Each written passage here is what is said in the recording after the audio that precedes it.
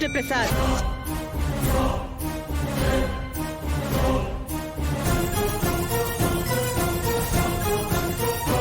ఏంటి రేపు రాకుండా ఆపడానికి నీ కొడుకింటికి పరిగెడుతున్నావా? అపూర్వ గారు, ఒకప్పుడు మీరు నాటకం ఆడి నాకు తెలియకుండానే నాతో మొదలు పెట్టించిన పరిగిది. అప్పట్లో కట్టుకున్న భార్యకి కన్న బిడ్డలకి నేను నిర్దోషిని నిరూపించుకోవడం కోసం పరిగెత్తాను. ఇప్పుడు నా కొడుకు ప్రాణాలు కాపాడుకోవడం కోసం పరిగెత్తుతున్నాను. అంతే తేడా. నాకు తప్పదు కదా.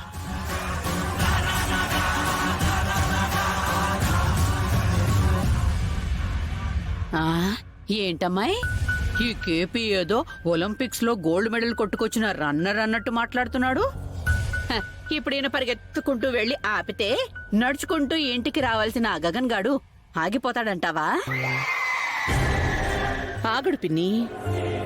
ఈ కృష్ణప్రసాద్ ఆపినా వాడు ఆగాలనుకున్నా నేనాగనివ్వను. వాడు ఇక్కడికి రావాలి, భూమిని తీసుకెళ్ళాలి, మనకి పట్టిన దరిద్రం వదిలిపోవాలి. లేదా వాడు రావాలి, బావ చేతిలో చావాలి. పీడ విరగడైపోతుంది. అది సరే, వాడు ఆగిపోతే లాక్కు రావడానికి నీ దగ్గర ఏం ఐడియా ఉందేమిటి? ఐడియా కాదు,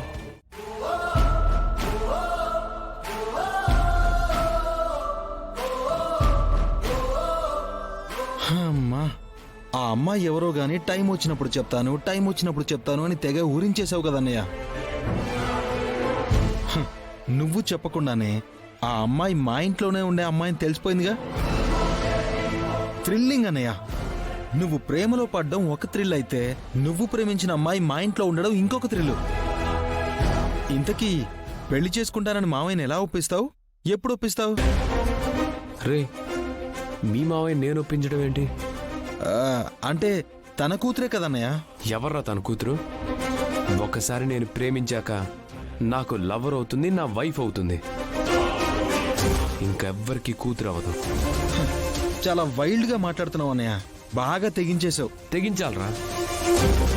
ప్రేమించిన అమ్మాయి కోసం ఎంత దూరమైనా వెళ్ళాలి. వెళ్తాను. రేపు మీ ఇంటికి కూడా వస్తున్నాను కదా, అప్పుడు నీకు కూడా తెలుస్తుంది. రేపు ఇంటికి వస్తున్నావా? అవును,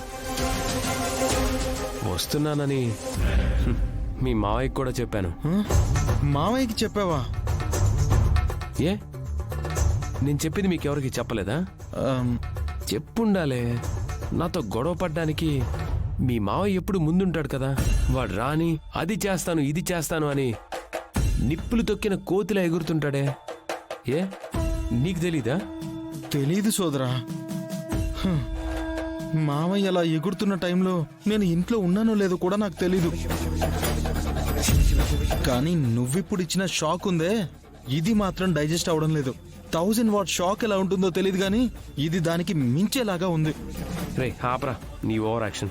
ఓకే, నాకు లేట్ అవుతుంది, నేను వెళ్తాను. సరే, బాయ్. అదేంటి వదినా, నువ్వు నా మీద జాలి పడుతున్నావెందుకు? రేపటి నుంచి కేపీ లేకుండా ఒంటరిగా ఈ ఇంట్లో బ్రతకాలి కదా, అందుకే. తను లేకుండా బ్రతకగలవు కదమ్మా. ఆయన అంటే నాకెంత ప్రాణమో తెలిసి కూడా నువ్వు అలా అంటావేంటొదినా? నీకు మాత్రమే ఆయనంటే ప్రాణం, మీ ఆయనకి ఆ శారదంటే ప్రాణం. అందుకే మీ ఆయన ఆ శారదింటికి వెళ్ళాడు. ఎందుకు వెళ్ళారు? ఇంకా అమాయకంగా ఎందుకు వెళ్ళాడు అని అడుగుతావేంటమ్మా?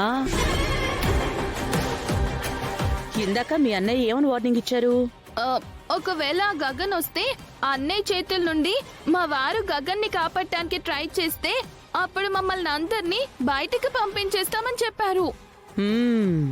దీన్ని కేపీ మంచి అవకాశంగా తీసుకుంటున్నాడు. ఒకవేళ గగన్ రాడేమోనని తప్పక రమ్మని పిలవడానికి వెళ్ళాడు. వస్తే ఏమవుతుంది? ఏముంది, మీ అన్నయ్య గగను గొడవ పడితే కావాలనే గగన్ని కృష్ణప్రసాద్ కాపాడతాడు. దాంతో కోపం వచ్చి మీ అన్నయ్య మిమ్మల్ని బయటికి గెంటేస్తాడు. అమ్మో, పంపించ చేస్తే అప్పుడు మేము చాలా కష్టాలు పడాలి. ఆ అదే అది కృష్ణప్రసాద్కి తెలుసు. నువ్వు కష్టాలు పడితే మీ అన్నయ్య చూడలేడని, అందుకే నిన్నొదిలేసి కృష్ణప్రసాద్ శారదింటికి వెళ్ళిపోతాడు. మీ అన్నయ్య ఏమో మళ్ళీ నిన్నిక్కడికి తెచ్చుకుంటారు. అక్కడ కృష్ణప్రసాద్, ఇక్కడ నువ్వు. ఇద్దరు బాగానే ఉంటారు. ఓహో, కాకపోతే మీరిద్దరూ జీవితంలో ఎప్పటికీ కలవలేరు. వదినా, ఆయన లేకుండా నేను బతకలేను. నీకు తెలుసు కదా. తెలుసు కాబట్టే ఇదంతా చెప్పాను. మరి ఇప్పుడు నేనేం చేయాలో వదినా? చూడు మీరా, ఇప్పుడే ఆ గగన్ ఇంటికి మాట్లాడడానికి వెళ్ళాడు. వెనకే నువ్వు వెళ్ళి ఆ గగన్ని ఇక్కడికి రావద్దని గట్టిగా చెప్పు. నేను ఇప్పుడే వెళ్తాను.